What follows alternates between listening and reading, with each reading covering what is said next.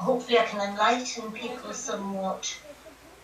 Well, I'm sure if you have any history about George's racing career in England, we probably don't necessarily know as much as somebody who's been there and as you mentioned has been following. If I said the other day, which I put a lot in that because I thought, well, if we can't connect, at least then you've got it there, you know. Yes, no, that was very appreciative. So, unfortunately, you can't see us all, but I have my father Robin, who was Frank's son, and my aunt Nancy, who again is Frank's daughter, and I guess would be my second cousin John. Okay, I don't do ancestry very well. Who is William's son, and again, I already retelling on the brothers and the sisters. So and you have your daughter. Yes, my daughter and my wife are here. Yes, yeah. So I guess like we mentioned, if you maybe want to kind of cover off or speak to anything you know about George's racing career with the Newcastle Diamonds and his career during the war. Well, I sort of start from the beginning of what I know, that when he came over for the TT race, which, you know, the people of Belleville put the money together and they paid for him to come over in 1937. Paid for him to come over with his bikes to take part in the TT races. Unfortunately, he didn't do too well in them. He didn't even finish a race, as far as I know. Bike problems, fell off and whatever. But I think he was also looking at some of the motorcycle sports when he was here, because he met an American guy called Canadian guy called Eric Chitty. Have you heard of him? Yes. You have? Yeah. He also rode for Newcastle and for West Ham. Eric Chitty apparently was a bit of a character. He would sing at the interval in the meetings, sing to the crowds, bit of an all-round entertainer. He got George involved with West Ham Speedway in London, introduced him there. George actually wasn't very good to start with. You know, he was sort of like, well, if he can stay on, he can ride type of thing. But within months, he just took off. He was fantastic.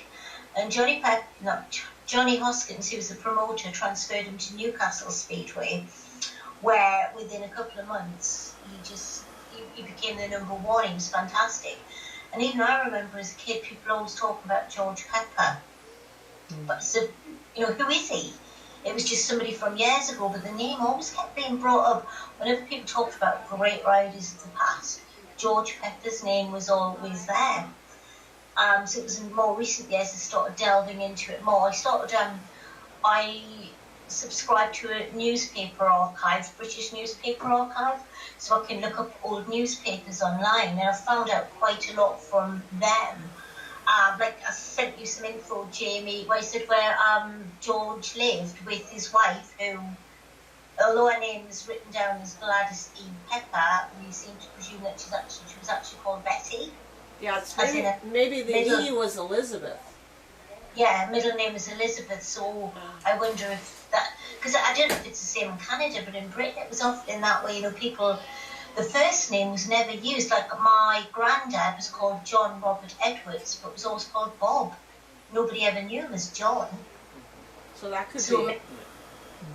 So maybe she always was just known by a middle name. It's possible. I think so. But he met Betty, as we should call her, while he was riding at West Ham, because she came from down that way, London way, Surrey. She came from Surrey. Okay. I don't know too much about her background, but they moved her to Newcastle in 1939, and if you go on Google Earth, you'll be able to see the house that they lived in. I was looking at some electoral roll, and I came across them living at 67 Debden Gardens.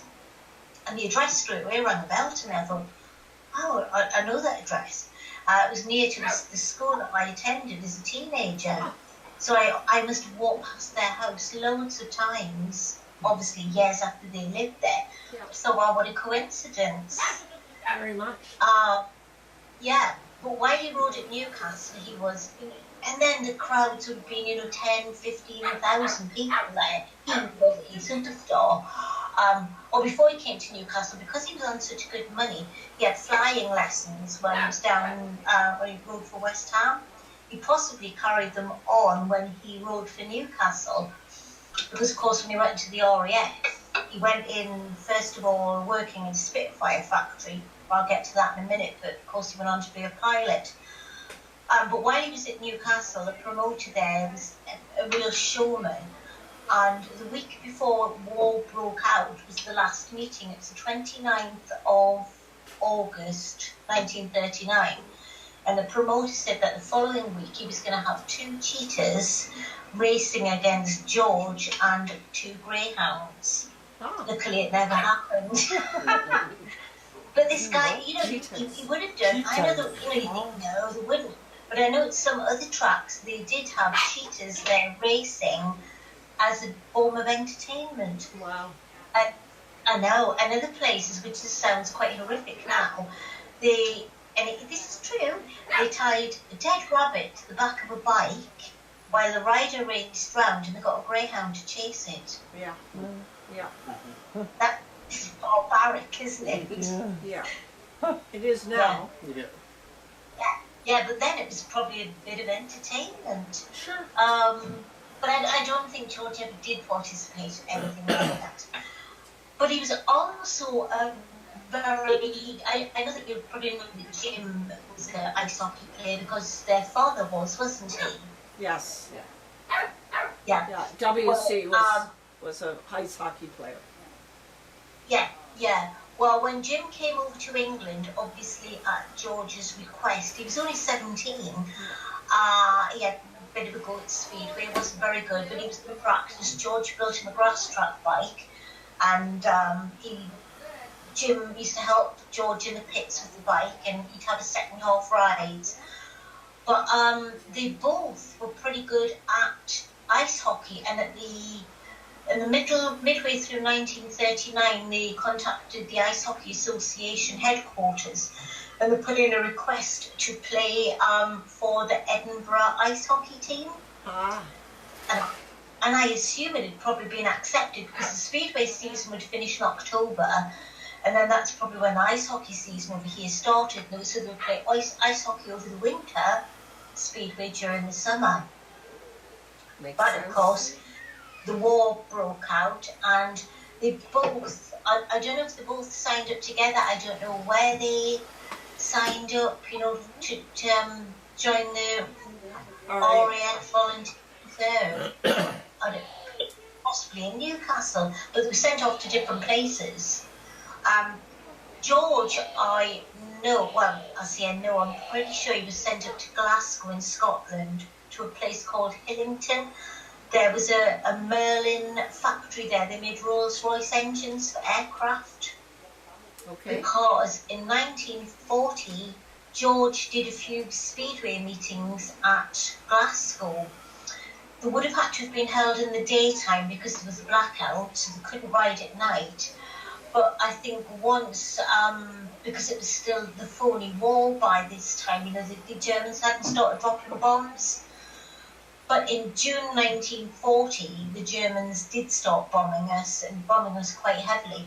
And that was when all the racing stopped. They couldn't risk having, large gatherings, and then the German plane come over and bomb them. Yeah. So we did about 3 or 4 meetings at Glasgow in May to June 1940. So we had to have been based up there because there was petrol rationing, so people couldn't go very far. Yes. So I'm pretty sure... I've tried looking it up, but the World War II records aren't made public because a lot of people are still alive from the Second World War. So they could be another 20, 30 years before any records are made public. Yeah. But it'd be interesting to find out. So from Hillington, I don't know whether he was servicing the engines. I don't know what his job was there, but it was something to do with making the engines.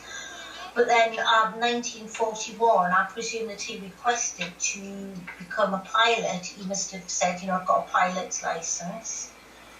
And then he went off to where, I don't know. I really don't know what happened between 41 and 42 because the records aren't out there. I'm trying to find out what I can. But in 1942, that was when, like December 1941, that's right, that's when he joined his 29th Squadron that he was with, when he died. Yeah. Yeah. So, yeah, he joined them in the December 1941. So he must have strayed away, sort of wanted to join up as a pilot. Jim, well, we don't know. We knew that he trained as a wireless operator, and I did read somewhere that Johnny Hoskins, who'd been the promoter at Newcastle when George rode there, he said that Jim had been one of his pupils at one time at this wireless operator training school, and that was near Bristol, which is it's about 5 hours drive from Newcastle, further south. Jim was in his class for a while there. What am I trying to think? Jim, he was a wireless operator, but all wireless operators, when they went up on the aircraft, they usually had a secondary job, and he was the rear gunner, I think, on the aircraft that he was on when he crashed. So he'd have 2 roles. He'd be the wireless operator plus something else. And with him, it was the rear gunner or the air gunner. I can't remember now. I'm pretty sure I wrote it down in the info to Jamie. Yep. He's one of the in British pre-war riders go. He is up there with the icons. He's one of the names that stands out. If anybody said, name the best pre-war riders, there's probably about 10, but George Pepper's one of them, which is wonderful, isn't it? You have that in your family. That's wonderful, yes. Mm-hmm. So, Helen, sorry to interrupt, but we've got James Harry Pepper's passport. Oh, right. And this was the passport that allowed him to go to, I can't pronounce the Russian town, Kurishev. Oh, I remember you mentioned that in the video, the YouTube thing that you've got on. Yes. And it's dated, the date is the 10th of February 1942, and the countries for which this passport is valid is the British Empire and the Union of Soviet Socialist Republic. And there's several entries, but it's all in Russian, so I can't... My daughter can speak Russian. Oh, really? She can understand Russian. If you could scan that and send it to me, she might be able to. That would be wonderful, because I'm trying to see more dates. There's another entry in 1942, but again, it's all... Cyrillic, it looks like. Yeah. It doesn't look like it's regular alphabet, it's Cyrillic alphabet as well. Yeah. And then there's... My daughter's away for the next month because she's doing some military training at the minute. But when she gets home, send it, because she can speak Arabic, Russian, and German. So she'll be able to work now. One's dated 12th of April 1942, and there's some other... And that's when it went to Russia. That's when the passport began, was it? These are visas. Oh, right. The visa entries for the different... Yeah. Oh, sorry, yeah. But... it was issued in February 42, right? February 1942, that's when it was. The 10th day of February 1942 is when it was issued by John somebody Grant for Her Majesty Charge d'Affaires. In Moscow. In Moscow, yeah. So I understand. What I think from my mother's stories is that when Russia came into the war, Britain was supplying armaments and planes, and Jim was in a team that was taking them up to train. Go ahead. Anyway, he was training Russians. What's the Murmansk on the... Right. That's where they were apparently going. Right. Be good to find... I'll try and find out something about that. Murmansk.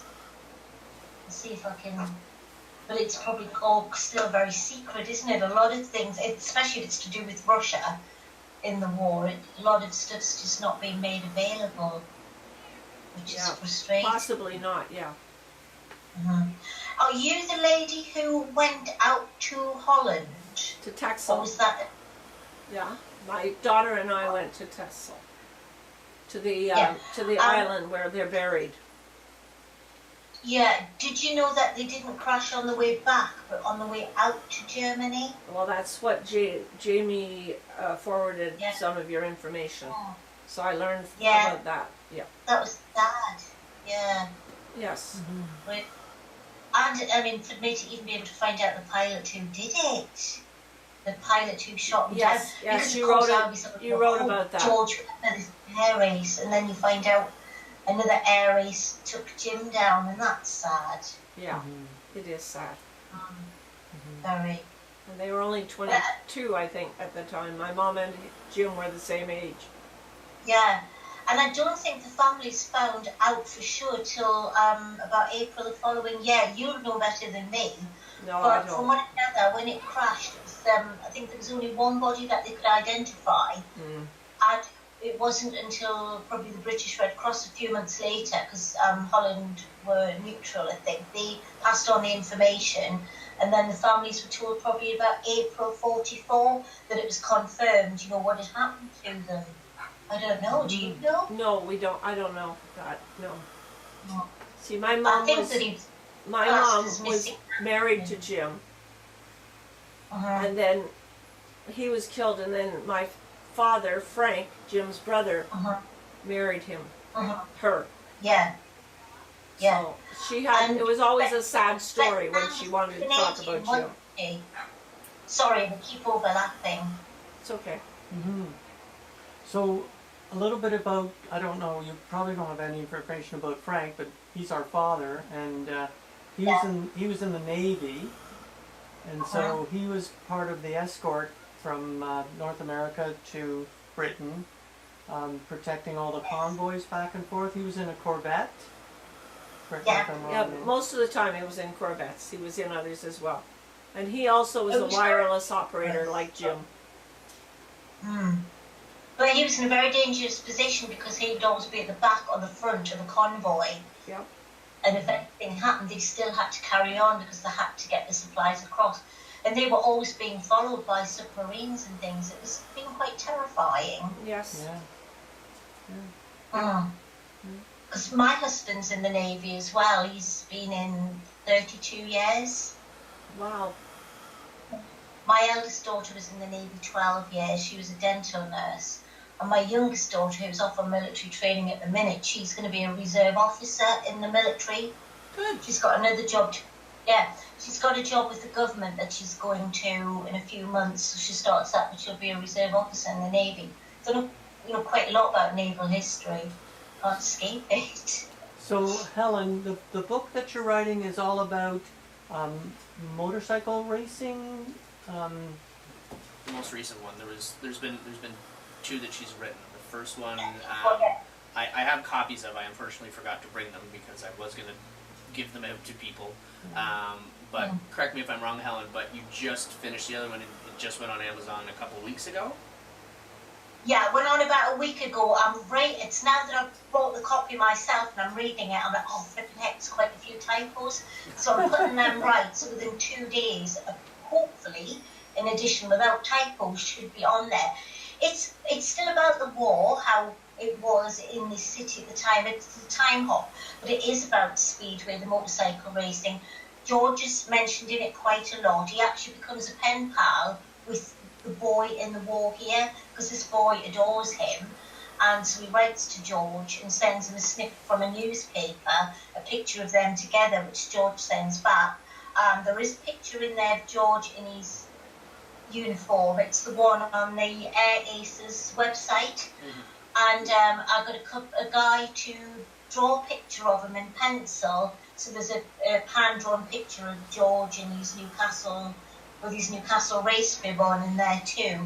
So he gets quite a lot of mentions, but it's about cycle speedway, and the war. It's a mixture of everything, but George is an important part of the story. Interesting. Well, we'll have to grab a copy for sure.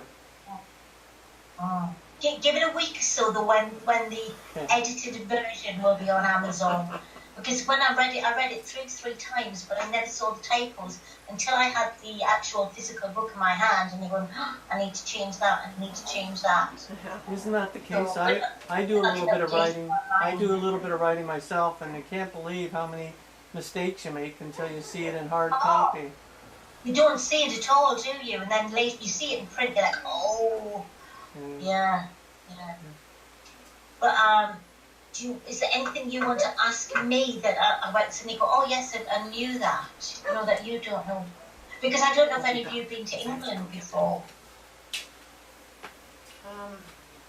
You know where places are. It's like when Jim married Bethzanne, she was working in the Canadian Treasury, wasn't she, in Lancaster?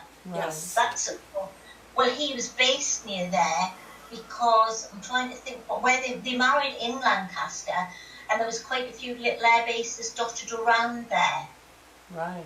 So he had to have been based up there. But I've tried to look up, what squadrons were there, why would you have been there, but there's just too much. I can't find out at the minute. So how did Frank meet Bethzanne? I was under the impression, and this may have been wrong, that he was also working in the Treasury Department. Who? Jim. He might. Jim? But that's how he met Mom, is that they both worked in the Treasury Department. But I might be wrong about that. But that's stuck in my head somewhere.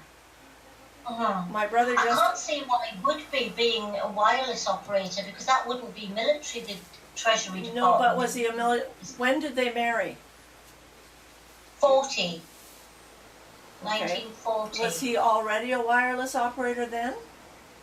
Or did yes, because he joined up the Royal Navy Volunteer Reserve in 1939 with George. Well, wait a minute. He was RAF, wasn't he? Yeah. Sorry, yeah, RAF Reserve, not Royal Navy. Yeah, RAF. Yeah. Okay. I'm sure they joined up together in 1939, but I might be wrong. Anyway, sure, family, you'll have heard the stories. Well, no, I wish I'd listened better now, but it was always a sad time. My mother only talked about it when she was sad, so you didn't, as a child, you didn't really want to pressure her. You know what I'm saying? I can tell you about how Mom met Dad. It fits in with them marrying in Lancaster that maybe he was there. I don't know. I've tried looking up in the old newspaper archives about the Canadian Treasury, and it just doesn't get mentioned. Well, they often overlook the Canadians everywhere, so we're kind of, it was a big effort, but we were a small country then. Well, what was their job then over here, the Canadian Treasury? What they were doing according to Mom, they paid the Canadian troops. Oh, I see. So that was at their pay office. That's right. Right. One of the things you say in there is you don't know why her family was in England at the time. Yeah. Okay, well, she was a Jones, and my grandfather was Robert Owen Jones. Her father. It's a very Welsh name. Very Welsh. They were Welsh. And Canada was in the Depression, right? Before the war. And Grandpa had served in the First World War, and then... Yes, I know that, yeah. Okay, and then he joined up again as according to my mother, as I understood it, he was like a supply sergeant in London with the Canadian Army.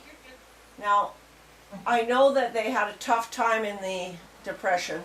My mother was born in Vancouver, which is the far side of Canada, and they were in Toronto at one point, and she has stories about she didn't learn to cook properly because her mother couldn't teach her because she couldn't afford an egg to go to waste if Mom made a mistake, and the two of them only had one winter coat, so if Mom went to school, Grandma had to stay home, and if Grandma was out, Mom had to stay home, and they went and they spent nights addressing by hand Eaton catalogs because it was done by hand. So they would That's what they did piecemeal to make extra money.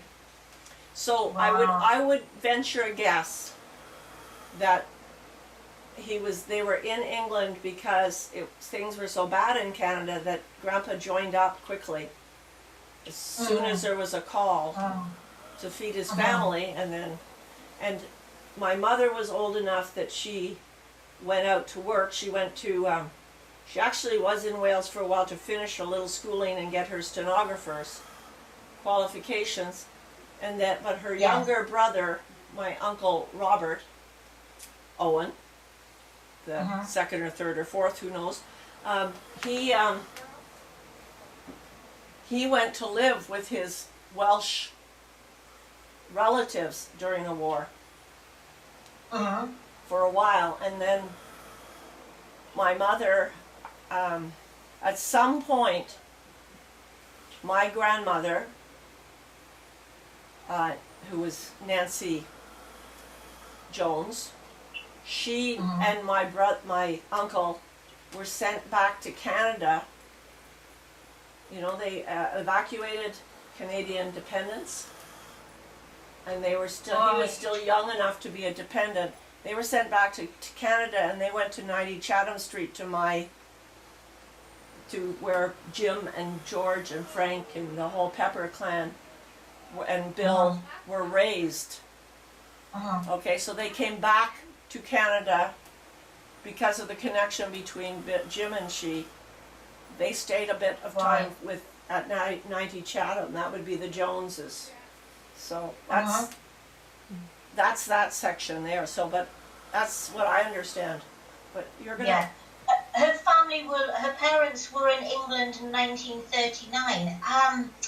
That's another thing. I remember looking at that because there was a census of the people, not as in a 10-year census, but just so that they could register everybody for ration. And ration her cards, father, he was a reserve police officer. Okay.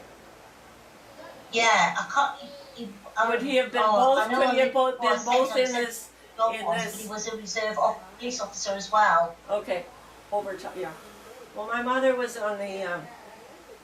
She was after the bombing, or when there was. Oh, I can't.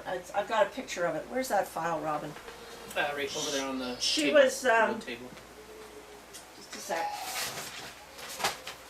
As a young woman, she was. Here he is. She was an air raid warden in Lancaster as well when they were there. As well. Yeah, so. because everybody was supposed to sign up. Everybody had two jobs. Children under 11 who didn't have to. Yeah. But any like unmarried women or whatever, everybody sort of had to do their bit. So yeah, that's brilliant. Yeah. So she'd been on duty a lot of days and nights, just sitting there waiting and nothing happening. Yeah. But it did happen when the Blitz started. Right. So when did Betsam go back to Canada?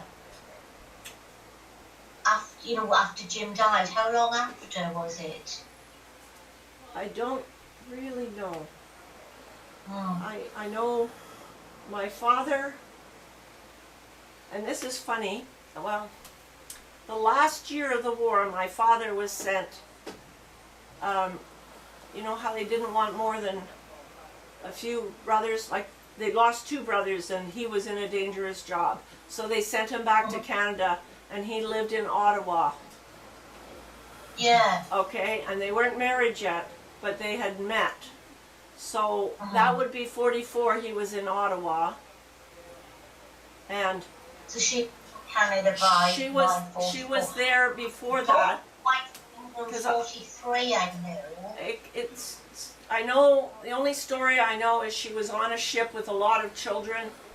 She was a young, she'd been married, but she was a young widow. And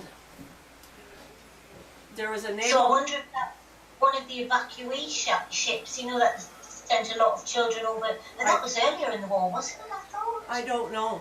It was after, because my father came down from Scotland. He was he was commissioning a ship in Scotland, and he heard about Jim's death. Now, when you say it was delayed to announce Jim's official death, I don't know, but he came down to meet his brother's widow, right, to comfort his brother's widow. And my father had a bit of a sense of humor, and he always told the story. She was rooming in a rooming house, and he was waiting for her properly in the living room for her to come down. And as he saw this lovely pair of legs, he says, coming down the stairs, and said, "I'm going to marry that." Cheeky guy, wasn't he? He was supposed to be comforting his brother's widow, and he was saying, "I'm going to marry my brother's widow." Yeah, that must have been then sort of pretty much, she will have been told he's missing in action, and the fact the plane didn't come back, it was either, well, he's dead or he's a prisoner of war, but they must have known, they must have had some sort of confirmation, mustn't they then? Well, if they found the body of one of the crew, yeah, it's quite possible. And when we were in Texel with my daughter Julie and I, there was a whole crew. We saw the gentleman who was from New Zealand, and we saw all the other folks all lined up one beside the other. You know. God, that was painful, wasn't it? Very emotional. It was. To go there. Yeah. It was. I've been to the French battlefields a lot, and you know, it's just awful. It's just so sad. Right. Very sad. Okay. Yeah. But to lose two sons nearly a year apart, you know, well, it was both in November, so the parents will have been mourning the first anniversary of George's loss, and then days later they've lost another son. Right. George died the 17th of November, and Jim was the 23rd of November the following year. Yeah. Yeah. That's tough on any family, isn't it? We've lost a lot of Peppers in Novembers. Really? Yeah. Bad month. They don't like Novembers. A lot of the older guys. You'll have to excuse me. I have to go get my husband, who's waiting for me. But we're gonna wrap it up, I guess. I think, but we really appreciate your time, and we thank you for sharing everything that you were able to share with us. Like you mentioned, we'll take scans of Jim's passport and send those images to you over email, and any info you can glean from that would, I'm sure, will be interesting to you and to us. Yeah, my daughter's not back till about the 7th of September. She's on. There's no way she can do it before that. She's on intense training, but definitely she'll definitely be able to make something out of it, which we might find out something very interesting. You don't know. Exactly. Well, thanks again, Helen. We really appreciate your time, and have a great rest of your evening. Thank you. All right. It was lovely talking to you all. Thank you. Thank you. Thanks. Bye-bye. See you later. Bye. Bye. Bye. George should have been here. Yes, he should have been. God damn. Hey? Well, that's why we're recording it. Oh, sorry. That's the washroom, right? Right there, yeah. Lights